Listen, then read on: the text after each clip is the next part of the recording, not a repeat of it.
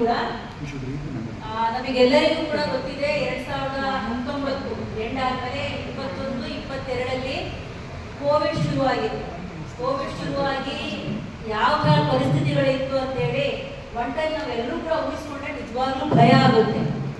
ಆ ಟೈಮಲ್ಲಿ ಯಾವಾಗ 2022ರಲ್ಲಿ ಎರಡನೇ ಲಾಕ್ಡೌನ್ ಆಗಿ ಸ್ವಲ್ಪ ರಿಲ್ಯಾಕ್ಸ್ ಆದ್ಮೇಲೆ ಸರ್ಕಾರ ಏನ್ ಮಾಡಕ್ ಶುರು ಮಾಡಿತು ಅಂತಂದ್ರೆ ಅದೇ ನೀತಿ ಆಯೋಗದ ಶಿಫಾರಸಿನಂತೆ ದಾವಣಗೆರೆಯಲ್ಲಿ ಒಟ್ಟಾರೆ ಕರ್ನಾಟಕದಲ್ಲಿ ಅಂದ್ರೆ ನಾನು ಹೇಳ್ತಾ ಇರೋದು ಇವಾಗ 2023ರಲ್ಲಿ ಕಾಂಗ್ರೆಸ್ ಸರ್ಕಾರ ಬಂತು, ಅದಕ್ಕಿಂತ ಮುಂಚೆ ಬಿಜೆಪಿ ಸರ್ಕಾರ ಇತ್ತು, ಏನವರು ಡಬಲ್ ಇಂಜಿನ್ ಸರ್ಕಾರ ಇತ್ತು. ಆ ಟೈಮಲ್ಲಿ ರಾಜ್ಯದಲ್ಲಿ 9 ಆಸ್ಪತ್ರೆಯನ್ನು PPP ಮಾಡೆಲ್ ಅಲ್ಲಿ ತರಕ್ ಹೊಂಟಿದ್ರು ಅವರು. ಬಟ್ ನಾವು ಅದು ಹೇಗೆ ನಮಗೆ ಗೊತ್ತಾಯ್ತು, ನಾವು ಹೇಗೆ ನಮ್ಮ ಜಿಲ್ಲೆಯಲ್ಲಿರುವಂತ ಎಲ್ಲಾ ಸಂಘಟನೆಗಳು ಸೇರ್ಕೊಂಡು ಯಾವ ತರ ನಾವು ಹೋರಾಟಗಳನ್ನು ಮಾಡಿದ್ವಿ ಅಂತ ಹೇಳಿ ನಾನು ಒಂದು 10 ನಿಮಿಷದಲ್ಲಿ ಹೇಳಕ್ ಇಷ್ಟಪಡ್ತೀನಿ.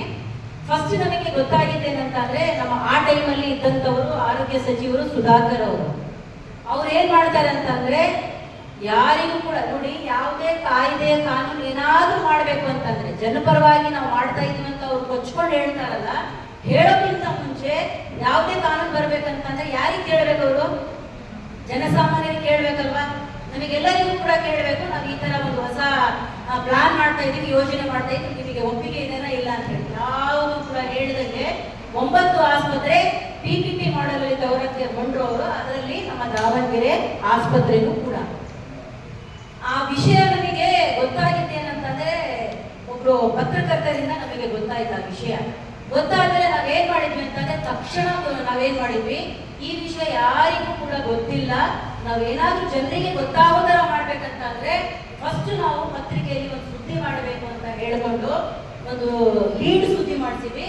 ದಾವಣಗೆರೆ ಜಿಲ್ಲಾ ಚಿಟ್ಟೇರಿ ಆಸ್ಪತ್ರೆ ಅವರು ಖಾಸಗೀಕರಣ ಮಾಡ್ತಾ ಇದ್ದಾರೆ, PPP ಮಾಡಲಲ್ಲಿ ತಗೊಂಡು ಹೋಗ್ತಿದ್ದಾರೆ, ತಗೊಂಡು ಬರ್ತಾ ಇದ್ದಾರೆ ಅಂತ ಹೇಳ್ಕೊಂಡು ಪತ್ರಿಕೆಯಲ್ಲಿ ಸುದ್ದಿ ಬಂತು.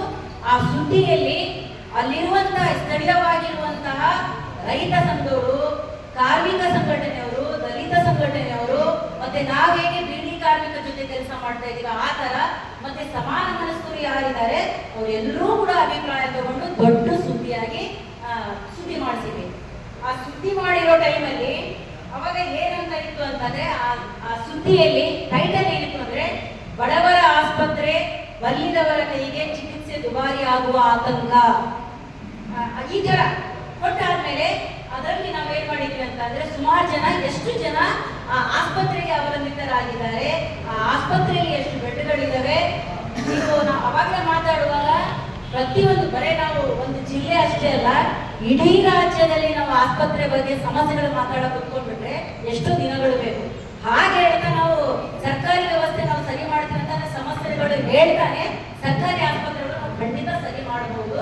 ನಾವು ಆ ಪತ್ರಿಕೆಯಲ್ಲಿ ಏನ್ ಮಾಡಿದ್ವಿ ಅಂತಂದ್ರೆ ಬರೇ ಒಂದು 6 ತಿಂಗಳ ಡೇಟಾ ಹಾಕಿದ್ವಿ. ಅದರಲ್ಲಿ ಅಂದ್ರೆ ಎಷ್ಟು ಜನ ಒಳ ರೋಗಿಗಳಾಗಿ ಮತ್ತೆ ಹೊರ ರೋಗಿಗಳಾಗಿ, ಮತ್ತೆ ಎಷ್ಟು ಸಹಜ ಹೆರಿಗೆ ಮತ್ತೆ ಸಿಸಿರು ಹೆರಿಗೆಗಳು ಎಷ್ಟಾಗಿದ್ದಾವೆ, ಒಟ್ಟಾರೆ ಆಪರೇಷನ್ಗಳು ಎಷ್ಟಾಗಿದ್ದಾವೆ ಅಂತ ಹೇಳಿ ಜನರಿಗೆ ಕಾಣೋ ಹಾಗೆ ದೊಡ್ಡ ಮಟ್ಟದಲ್ಲಿ ಆ ಸುದ್ದಿಗಳು ಬಂದಾದ್ಮೇಲೆ ಎಲ್ಲರಲ್ಲಿ ಒಂದು ಚರ್ಚೆ ಶುರುವಾಯಿತು. ಈ ಆಸ್ಪತ್ರೆ ಸರ್ಕಾರಿ, ನಮ್ಮ ಜಿಲ್ಲಾ ಚಿಟ್ಟೇರಿ ಆಸ್ಪತ್ರೆ ಇದು ಖಾಸಗೀಕರಣ ಮಾಡಕ್ ಹೊರಟಿದ್ದಾರೆ ಅಂತ ಹೇಳಿ.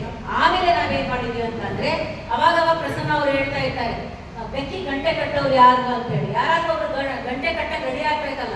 ಅವಾಗ ಜವಾಬ್ದಾರಿ ತಗೊಂಡಿದ್ದು ನಾವು ನೆರಳು ಬಿಡಿ ಕಾರ್ಮಿಕರ ಯೂನಿಯನ್ ವತಿಯಿಂದ ನಾನು ಕರಿಬಸಪ್ಪ ಜವಾಬ್ದಾರಿ ತಗೊಂಡ್ವಿ. ಇಲ್ಲ, ನಾವು ಏನಾದ್ರೂ ಮಾಡಲೇಬೇಕು ಅಂತ ಹೇಳಿಕೊಂಡು ಅಲ್ಲಿರುವಂತ ಪ್ರತಿಯೊಬ್ಬರು ಸಂಘಟನೆ, ಅಲ್ಲಿ CPI ಆಗಿರ್ಬೋದು, CPM ಆಗಿರ್ಬೋದು, ಸೂಸಿ ಆಗಿರ್ಬೋದು, ಮತ್ತೆ DSS ಅಲ್ಲಿ ಇರುವಂತಹ ಹಲವಾರು ಬಣಗಳು, ರೈತರಲ್ಲಿ ಇರುವಂತಹ ಹಲವಾರು ಬಣಗಳು, ಮತ್ತೆ ಅಲ್ಲಿರುವಂತಹ ಸಮಾನ ಮನಸ್ಕರು, ಸಾಹಿತಿಗಳು, ಕವಿಗಳು, ಅಡ್ವೊಕೇಟ್ಸ್ ಅವರೆಲ್ಲರಿಗೂ ಕೂಡ ಸೇರಿಸಿ ಒಂದು ಸಭೆ ಕರೆದ್ವಿ. ನೋಡಿ, ನಮ್ಮ ಜಿಲ್ಲಾ ಚಿಟ್ಟೇರಿ ಆಸ್ಪತ್ರೆ ಈ ತರ ಖಾಸಗೀಕರಣ ಮಾಡಕ್ ಹೊಂದ್ತಾ ಇದ್ದಾರೆ, ನಾವೆಲ್ಲರೂ ಕೂಡ ಸೇರ್ಕೊಂಡು ಈ ಆಸ್ಪತ್ರೆ ಉಳಿಸ್ಬೇಕಾಗಿದೆ ಅಂತ ಹೇಳ್ಕೊಂಡು ನಾವು ಚರ್ಚೆಗಳು ಮಾಡಿದ್ಮೇಲೆ ಸುಮಾರು ಜನಕ್ಕೆ ಏನಿಸ್ತು ಅಂತಂದ್ರೆ ಒಳ್ಳೇದು. ನೋಡಿ, ನಮಗೆ ಇವತ್ತಿನವರೆಗೂ ಕೂಡ ಗೊತ್ತಾಗಿಲ್ಲ, ಕೋವಿಡ್ ಆದ್ಮೇಲೆ ನಾವು ನಮ್ಮದೇ ಆದ ಬದುಕು ಕಟ್ಕೊಳ್ಳೋಕೆ ನಾವು ಕಷ್ಟಪಡೋ ಸಂದರ್ಭದಲ್ಲಿ ಸರ್ಕಾರ ಯಾವ ತರ ಮಾಡ್ತಾ ಇದೆ ಅಂತ ಹೇಳ್ಕೊಂಡು ನಾವು ತಕ್ಷಣಕ್ಕೆ ಏನ್ ಮಾಡಿದ್ವಿ ಅಂತಂದ್ರೆ, ಇವಾಗ ನೋಡಿ 10 ಸಂಘಟನೆಯವರು ಸೇರ್ಕೊಂಡ್ರೆ ನನ್ನ ಹೆಸರು ಬರ್ಬೇಕು, ನಿಮ್ಮ ಹೆಸರು ಬರ್ಬೇಕು ಅಂತ ಹೇಳ್ತೀವಿ. ಬಟ್ ನಾವು ಅವತ್ತೇನ್ ಮಾಡಿದ್ವಿ ಅಂತಂದ್ರೆ, ಏನು ಬೇಡ, ಜಿಲ್ಲಾ ಚಿಟ್ಟೇರಿ ಆಸ್ಪತ್ರೆ ಉಳಿಸಿ ಹೋರಾಟ ಯಾರಿಗೂ ಕೂಡ ದೊಡ್ಡ ದೊಡ್ಡ ಪದವಿಗಳು ಹುದ್ದೆಗಳಿಲ್ಲ, ಅಧ್ಯಕ್ಷರು ಏನಿಲ್ಲ, ಎಲ್ಲರೂ ಕೂಡ ಲೀಡರೇ. ನಾವೆಲ್ಲರೂ ಕೂಡ ಸೇರ್ಕೊಂಡು ಏನ್ ಮಾಡಿದ್ವಿ ಅಂತಂದ್ರೆ ನಾವೊಂದು ಹೋರಾಟ ಮಾಡಲೇಬೇಕಾಗಿದೆ. ಹೋರಾಟ ಮಾಡುವಾಗ ನಾವು ಒಂದು ಕಾರ್ಯತಂತ್ರ ನಮಗೆ ಗೊತ್ತಿರಬೇಕು, ಯಾವಾಗ ನಾವು ಹೋರಾಟ ಮಾಡಬೇಕು, ಯಾವ ದಿನ ಮಾಡಬೇಕು ಅಂತೇಳಿ. ಯಾಕಂತಂದ್ರೆ ನಮ್ಮ ದಾವಣಗೆರೆಯಲ್ಲಿರುವಂತ ಜಿಲ್ಲಾ ಚಿಕ್ಕೇರಿ ಆಸ್ಪತ್ರೆ 70 ವರ್ಷ ಇತಿಹಾಸ ಇರುವಂತ ಆಸ್ಪತ್ರೆ ಅದು. ಆ ಆಸ್ಪತ್ರೆಗೆ ಬರೀ 6-7 ತಾಲೂಕದಿಂದ ಜನ ಬರೋದಲ್ಲ, 6-7 ಜಿಲ್ಲೆಯಿಂದ ಜನ ಬರ್ತಾರೆ. ದಾವಣಗೆರೆ ಜಿಲ್ಲೆಯಲ್ಲಿ ಇರುವಂತ ಎಲ್ಲಾ ತಾಲೂಕ ಮತ್ತೆ ಗಡಿ ಪ್ರದೇಶದಲ್ಲಿರುವಂತ ಹಳ್ಳಿ ಜನ, ಮತ್ತೆ ಶಿವಮೊಗ್ಗ, ಚಿತ್ರದುರ್ಗ, ವಿಜಯನಗರ ಜಿಲ್ಲೆ, ಹಾವೇರಿ, ಎಲ್ಲ ಒಂದು 5-6 ಜಿಲ್ಲೆಯಿಂದ ಜನ ಬರ್ತಾರೆ. ಅದು ಕೂಡ ನಾವು ಪ್ಲಾನ್ ಮಾಡಿದ್ದೇನಂತಂದ್ರೆ ಹೋರಾಟ ಮಾಡಿದ್ರೆ ನಾವು ಸೋಮವಾರ ದಿನನೇ ಮಾಡಬೇಕು. ಯಾಕಂತಂದ್ರೆ ಪ್ರತಿ ಸೋಮವಾರ, ಮಂಗಳವಾರ, ಬುಧವಾರ ಈ 3 ದಿನ ಎಲ್ಲ ಜಿಲ್ಲೆಯಿಂದ ಬರೋ ಜನ ಬರ್ತಾರೆ, ಮತ್ತೆ ದಾವಣಗೆರೆಯಿಂದ ಬರುವಂತ ಎಲ್ಲ ರೋಗಿಗಳು ಬರ್ತಾರೆ. ಆ ದಿನ ಮಾಡ್ಬೇಕಂತ ಹೇಳಿ ನಾವು ಅವತ್ತು ಕುತ್ಕೊಂಡು ಪ್ಲಾನ್ ಮಾಡಿದ್ದು ಸೋಮವಾರ ದಿನ ಮಾಡೋಣ ಅಂತ ಹೇಳಿ. ಬಟ್ ಮಾಡೋಕ್ಕಿಂತ ಮುಂಚೆ ನಾವು ಇನ್ನೂ ಕೂಡ ಜನರಿಗೆ ಈ ವಿಷಯ ಹೇಳಬೇಕಾಗಿದೆ ಅಲ್ಲ, PPP ಬಂದ್ರೆ ಏನಾಗುತ್ತೆ, ಈ ನೀತಿ ಆಯೋಗದ ಶಿಫಾರಸುಗಳು ಏನ್ ಹೇಳ್ತದೆ.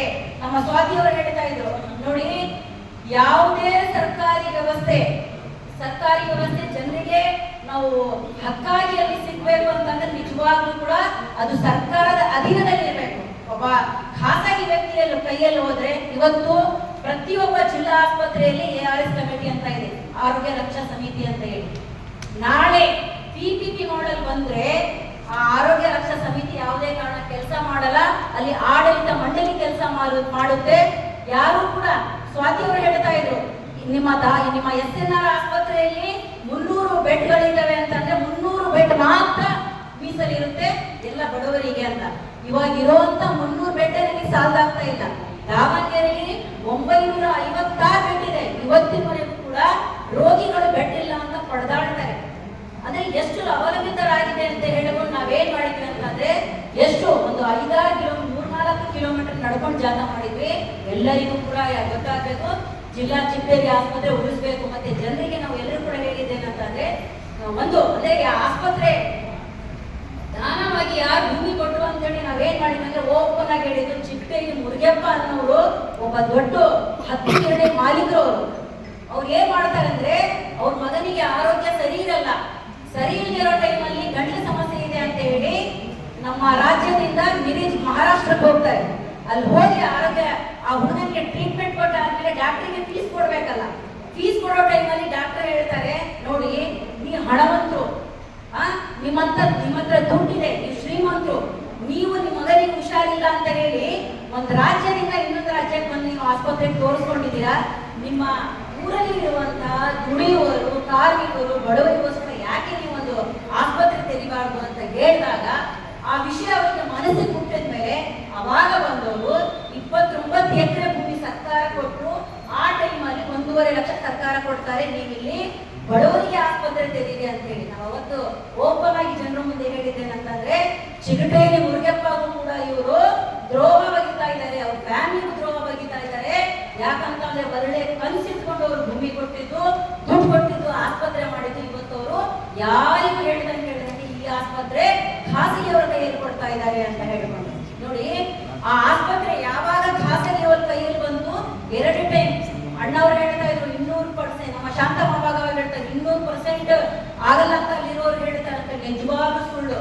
ಯಾಕಂತ ಅಂದ್ರೆ ಅಲ್ಲಿರುವಂತ ಸಿಬ್ಬಂದಿಗಳಿಗೆ ಗೊತ್ತಿರಂಗಿಲ್ಲ, ಅವ್ರು ಗೊತ್ತಿಲ್ಲದಂಗೆ ಬಂದು ಇಲ್ಲಿ ಮಾನವ ಸಂಪನ್ಮೂಲ ಎಷ್ಟಿದೆ, ಇಲ್ಲಿ ಭೂಮಿ ಎಷ್ಟಿದೆ, ಏನೆಲ್ಲ ಇದೆ ಅಂತ ಹೇಳಿ 2 ಟೈಮ್ ಬಂದು ಎಲ್ಲ ರೆಕಾರ್ಡ್ ಮಾಡ್ಕೊಂಡು ಹೋಗಿದ್ದಾರೆ. ಯಾರಿಗೂ ಕೂಡ ಗೊತ್ತಿಲ್ಲ. ಆಮೇಲೆ ನಾವು ಅಲ್ಲಿರುವಂತ ಸಿಬ್ಬಂದಿಯವರಿಗೆ ಹೇಳಿದ್ವಿ, ನೋಡಿ ನೀವು ಇಲ್ಲಿ ಕೆಲ್ಸಕ್ಕೆ ಬರ್ತೀರಾ, ಕೆಲ್ಸಕ್ಕೆ ಬಂದು ಇಲ್ಲಿ ಕೆಲಸ ಮಾಡಿ ಮತ್ತೆ ಹೊರಗಡೆ ಹೋಗಿ ಒಂದು ಪ್ರೈವೇಟ್ ಕ್ಲಿನಿಕ್ ಕೂಡ ನಡೆಸ್ತೀರಿ. ನೀವು ಇಲ್ಲಿ ಬರ್ಬಹುದು, ಬರ್ದೇ ಇರ್ಬೋದು. ನಾವು ಬೇರೆ ಮೀಟಿಂಗ್ ಹೋಗಿದ್ವಿ ಅಂತಂದ್ರೆ ಯಾರು ಕೂಡ ಏನು ಹೇಳಂಗಿಲ್ಲ. ನಾಳೆ ದಿನ PPP ಮಾಡೆಲ್ ಅಲ್ಲಿ ಬಂದ್ರೆ ನೀವು ಎಲ್ಲರೂ ಕೂಡ ಅವ್ರ ಕೈಯಲ್ಲಿ ಹೋದ್ರೆ, ಈ ವ್ಯವಸ್ಥೆ ಏನಿದೆ ಅಲ್ಲ, ಈ ಸರ್ಕಾರಿ ವ್ಯವಸ್ಥೆ, ನೀವು ಅವ್ರ ಕೈಯಲ್ಲಿ ಹೋಗ್ಬಿಟ್ರೆ ನಾಳೆ ನೀವು ಕೂಡ ಹೇಳ್ದಂಗೆ ಕೇಳ್ಕೊಂಡಿರ್ಬೇಕು. ಯಾಕಂತಂದ್ರೆ ಆ PPP ಮಾಡೆಲ್ ಹೇಳುತ್ತೆ, ನಿನಗೆ ನೀನು ಸರ್ಕಾರಿ ವ್ಯವಸ್ಥೆ ಇದೆಯಲ್ಲ, ರಿಸೈನ್ ಮಾಡಿ ನಮ್ಮ ಹತ್ರ ಬರ್ಬಹುದು ನೀನು ಅಂತ ಹೇಳಿ. ಬಟ್ ನಾವು ನಾಳೆ ದಿನ ಇವತ್ತು ನೋಡಿ ಬಹಳ ಸಮಸ್ಯೆಗಳಿದ್ದಾವೆ. ಇವತ್ತು ನಾವು ಒಳರೋಗಿಯಾಗಿ ಮತ್ತೆ ಒಳರೋಗಿಯಾಗಿ ಹೋದ್ರೆ, ಇವಾಗ ಪರಿಷ್ಕರಣೆ ಆಗಿದೆ, ನಾವು 10 ರೂಪಾಯಿ ಚೀಟಿ ಮಾಡೋದು 20 ರೂಪಾಯಿ ಆಗಿದೆ, ಅಡ್ಮಿಟ್ ಆಗಕ್ಕೆ 30 ಇದ್ದಿದ್ದು 50 ಆ ಥರ ಮಾಡಿದ್ದೇವೆ. ಬಟ್ ನಾವು ಹೇಳೋದು ಒಬ್ಬ ಒಳರೋಗಿಯಾಗಿ ಒಬ್ಬ ಹೊರರೋಗಿಯಾಗಿ ನಾವು ಹೋಗ್ತೀವಿ ಅಂದ್ರೆ ಅಟ್ಲೀಸ್ಟ್ ಸಣ್ಣ ಪುಟ್ಟ ದುಡ್ಡು ಕೊಟ್ಟಾದ್ರು ಅಂದ್ರೆ ಸರ್ಕಾರ ನಿಗದಿ ಮಾಡಿರೋ ಶುಲ್ಕದಲ್ಲಿ ನಾಳೆ ಅವ್ರು ಜಾಸ್ತಿ ಕೇಳಿದ್ರೆ ಪ್ರಶ್ನೆ ಮಾಡಕ್ ನಮಗೆ ರೈಟ್ಸ್ ಇಲ್ಲ. ನಾಳೆ PPP ಮಾಡಲಲ್ಲಿ ಹೋದ್ರೆ ಅವರು ಇರುವಂತಹ 50 ರೂಪಾಯಿ ಏನೋ ಚಾರ್ಜ್ ಇದೆ ಅಲ್ಲ, 500 ರೂಪಾಯಿ ಮಾಡಿದ್ರೆ ನಾವು ಯಾರು ಕೂಡ ಪ್ರಶ್ನೆ ಮಾಡಂಗಿಲ್ಲ. ಯಾಕಂತಂದ್ರೆ ಆ PPP ಮಾಡಲಲ್ಲಿ ಏನಿದೆ ಅಂದ್ರೆ ಸರ್ಕಾರ ಇದರಲ್ಲಿ ಮೂಗು ತೋರಿಸಂಗಿಲ್ಲ, ಯಾರು ಕೂಡ ಜನಪ್ರತಿನಿಧಿಗಳು ಬಂದು ಇದರಲ್ಲಿ ಪ್ರಶ್ನೆ ಮಾಡಂಗಿಲ್ಲ. ಇಲ್ಲಿ ಏನಂತಂದ್ರೆ ತೀರ್ಮಾನ ತಗೊಳ್ಳೋದು ಆಡಳಿತ ಮಂಡಳಿ. ನಾವೇನ್ ಮಾಡ್ತೀವಿ ಕಾನೂನು, ಆ ಕಾನೂನು ಪಾಲಿಸ್ಕೊಂಡು ಸುಮ್ಮನೆ ಇರಬೇಕು. ಹೆಣ ಏನ್ ಗೊತ್ತಾ, ಇವಾಗ ಸರ್ಕಾರಿ ವ್ಯವಸ್ಥೆಯಲ್ಲಿ ನಮಗೆ ರಕ್ತ ಸಿಕ್ಕಿಲ್ಲ ಅಂತ ಸಾವುಗಳಾಗ್ತಾ ಇದೆ, ನಮಗೆ ವೆಂಟಿಲೇಟರ್ ಸಿಗ್ತಾ ಇಲ್ಲ ಅಂತ ಸಾವುಗಳಾಗ್ತಾ ಇದೆ. ನಾಳೆ ನಮಗೋಸ್ಕರ ಮೀಸಲು ಬೆಡ್ ಇದ್ರೆ ಆ ಆಡಳಿತ ಅಧಿಕಾರಿ ನಮಗೆ ಒಪ್ಪಿಗೆ ಕೊಟ್ಟು ನಾವು ಹೋಗಿ ಅಡ್ಮಿಟ್ ಮಾಡೋಷ್ಟೊತ್ತಿಗೆ ನಮ್ಮ ಮನೆಯಲ್ಲಿರುವಂತ ನಮ್ಮ ಹೆಣ್ಮಕ್ಳಾಗಿರ್ಬೋದು, ಮುದುಕರಾಗಿರ್ಬೋದು, ವಯಸ್ಸಾದವರಾಗಿರ್ಬೋದು, ಚಿಕಿತ್ಸೆ ಇದ್ದಂಗೆ ನಾವು ಹುಳತರ ಸಾಯ್ತೀವಲ್ವ. ಅದಕ್ಕಾಗಿ ನಾವೇನ್ ಮಾಡಿದ್ವಿ ಅಂತಂದ್ರೆ ಅವತ್ತು ಹೋರಾಟ ಮಾಡಿ ಎಲ್ಲರಿಗೂ ಕೂಡ ಆಸ್ಪತ್ರೆ ಒಳಗೆ ಹೋಗಿ ಎಲ್ಲರಿಗೂ ಕೂಡ ಪಾಂಪ್ಲೆಂಟ್ ಹಚ್ಚಿದ್ವಿ. ನೋಡಿ ಈ ತರ ಈ ಆಸ್ಪತ್ರೆ ಖಾಸಗಿಯವರ ಕೈಯಲ್ಲಿ ಹೋದ್ರೆ ಏನೆಲ್ಲ ದುಷ್ಪರಿಣಾಮಗಳು ಆಗುತ್ತೆ ಅಂತ ಹೇಳಿಕೊಂಡು ಅವತ್ತು ಆ ಸಂದರ್ಭದಲ್ಲಿ ನಮ್ಮ ರಾಜ್ಯ ಸರ್ಕಾರ ಮತ್ತೆ ಆರೋಗ್ಯ ಮಂತ್ರಿ ಅವರಿಗೆ ಕಳಿಸಿದ್ವಿ. ಕಳಿಸಾದ್ಮೇಲೆ ಆಮೇಲೆ 2023 ಎಲೆಕ್ಷನ್ ಬಂದು, ಎಲೆಕ್ಷನ್ ಬಂದ ಮೇಲೆ ದಿನೇಶ್ ಗುಂಡೂರಾವ್ ಅವರು ಹೇಳಿದ್ದೇನಂತಂದ್ರೆ ಯಾವುದೇ ಕಾರಣಕ್ಕೂ PPP ಮಾಡೆಲ್ ಅಲ್ಲಿ ನಾವು ಮೆಡಿಕಲ್ ಕಾಲೇಜ್ಗಳು ತೆರೆಯಂಗಿಲ್ಲ ಅಂತ ಹೇಳಿದ್ರು. ನಾವೆಲ್ಲರೂ ಕೂಡ ಅವರಿಗೆ ಅಭಿನಂದನೆ ಕೋರಿದ್ವಿ, ಥ್ಯಾಂಕ್ಸ್. ಯಾಕಂತಂದ್ರೆ ಈ ಹಿಂದೆ ಇರುವಂತ ಸರ್ಕಾರಕ್ಕಿಂತ ಸ್ವಲ್ಪ ಬೆಟರ್ ಅಂತ ಅನ್ಕೊಂಡಿನೋ ಉಸಿರಾಡೋ ಸಂದರ್ಭದಲ್ಲಿ 2024 ಅವ್ರಿಗಿಂತ ನಾವೇನು ಕಡಿಮೆ ಇಲ್ಲ ಅಂತ ಹೇಳಿ ಅವ್ರು 9 ಮಾಡಿದ್ರು. ಇನ್ನು ಅವ್ರು 2 ಎಕ್ಸ್ಟ್ರಾ ತಗೊಂಡ್ಬಂದ್ರು. ಅದರಲ್ಲಿ ರಾಮನಗರ ಮತ್ತೆ ವಿಜಯನಗರ ಜಿಲ್ಲೆ 2 ತಗೊಂಡು. ಯಾಕಂತಂದ್ರೆ ತೋರಿಸ್ಬೇಕಲ್ಲ, ಯಾಕಂತಂದ್ರೆ ಅಲ್ಲಿ ಪಕ್ಷ ಮಾತ್ರ ಚೇಂಜ್ ಆಗುತ್ತೆ, ಬಟ್ ಆ ಮನಸ್ಥಿತಿ ಅದು ಚೇಂಜ್ ಆಗಂಗಿಲ್ಲ. ನಿಜವಾಗ್ಲೂ ಕೂಡ ಇದು ಬದಲಾವಣೆಗಳಾಗಬೇಕಂತಂದ್ರೆ ಸ್ಥಳೀಯವಾಗಿರುವಂತ ಚಿಕ್ಕ ಚಿಕ್ಕ ಎಲ್ಲಾ ಸಂಘಟನೆಯವರು ನಾವೊಂದು ಚಳುವಳಿಯ ಭಾಗವಾಗಿದ್ರೆ, ನಮ್ಮ ಧ್ವನಿಗೆ ನಾವೆಲ್ಲರೂ ಕೂಡ ಧ್ವನಿಗೂಡಿಸಿದ್ರೆ ಖಂಡಿತ ಬದಲಾವಣೆಗಳು ಸಾಧ್ಯ ಅಂತ ಹೇಳಕ್ಕೆ. ಆತರ ಆಗಿಲ್ಲ. ನಾವು ದಾವಣಗೆರೆಯಲ್ಲಿ ಕಾಯ್ಕೊಂಡಿದ್ದಿದ್ರೆ ಬೇರೆ ಜಿಲ್ಲೆಯವರು ಮಾಡಲಿ ಅಂತ ಕಾಯ್ಕೊಂಡಿದ್ದಿದ್ರೆ ದಿನೇಶ್ ಗುಂಡೂರಾವ್ ಅಂತವ್ರಾಗಿರ್ಲಿ ಮತ್ತೆ ಬೇರೆಯವರಾಗಿರ್ಲಿ ಹೇಳಕ್ ಸಾಧ್ಯ ಇರ್ತಿರಲಿಲ್ಲ. ಬಟ್ ಇವಾಗ ನಾವೇನು ಸೋಲಿನಂತಲ್ಲ, ಇನ್ನೂ 2 ತಗೊಂಡ್ಬಂದ್ರು ಕೂಡ ನಾವು ಚಳುವಳಿ ಕಟ್ತೀವಿ, ಹೋರಾಟ ಮಾಡೇ ಮಾಡ್ತೀವಿ. ಯಾಕಂತಂದ್ರೆ ಸಂವಿಧಾನ ನಮಗೆ ಕೊಟ್ಟಿರುವಂತಹ ಹಕ್ಕೇನಿದೆ ಅಂತಂದ್ರೆ ಯಾವುದು ಸಂವಿಧಾನ ವಿರೋಧಿ ಯಾವುದಿದೆ, ಜನ ವಿರೋಧಿ ಯಾವುದಿದೆ ಅದು ನಾವು ಖಂಡಿಸಬಹುದು, ಹೋರಾಟ ಮಾಡಬಹುದು. ಅದಕ್ಕೆ ಭಾಗವಾಗಿ ನಾವು ಹೋರಾಟ ಮಾಡ್ತಾ ಇದ್ದೀವಿ. ನಾವೆಲ್ಲರೂ ಕೂಡ ಸೇರ್ಕೊಂಡು ಹೋರಾಟ ಮಾಡೋಣ. ಯಾಕಂತಂದ್ರೆ ಮಾರ್ಕ್ಸ್ ಅವರು ಒಂದು ಮಾತು ಹೇಳ್ತಾರೆ, ಸುಮ್ಮನಿದ್ದರೆ ಸುಲಿಗೆ ತಪ್ಪದು, ಸಿಡಿದೆದ್ದರೆ ಜಯ ನಮ್ಮದು ಅಂತ ಹೇಳ್ತಾರೆ. ಖಂಡಿತ ಆ ಜಯಕ್ಕಾಗಿ ನಾವೆಲ್ಲರೂ ಕೂಡ ಹೆಜ್ಜೆಗೆ ಹೆಜ್ಜೆ ಹಾಕೋಣ, ಧ್ವನಿಗೆ ಧ್ವನಿ ಕೂಡಿಸ್ಕೊಂಡು ಹೋಗೋಣ ಅಂತ ಹೇಳ್ತಾ ಅವಕಾಶಕ್ಕಾಗಿ ಧನ್ಯವಾದಗಳು.